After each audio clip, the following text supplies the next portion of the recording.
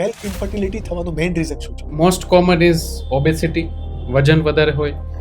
વજનના કારણે પછી જે બી સેકન્ડરી ચેન્જીસ થાય, શુગર, બ્લડ પ્રેશર, તો એ કે મેઇન કન્સર્ન છે. બીજું સેકન્ડ મોસ્ટ કોમન હોય તો એ સ્મોકિંગ છે, સ્મોકિંગ એન્ડ આલ્કોહોલ. અને third common is drugs.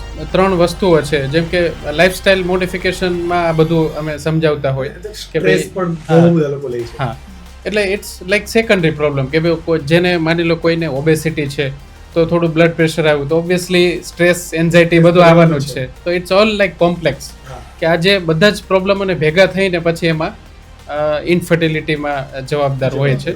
40% cases કે જેમાં જીનેટિક અને ફેમિલિયલ બેકગ્રાઉન્ડ હોય કે ભાઈ સિન્સ બર્થ જ જે ટેસ્ટિસ હોય એમાં પ્રોડક્શન ચાલુ ના થયું હોય, તો એવા બી ઘણા કેસીસ હોય છે.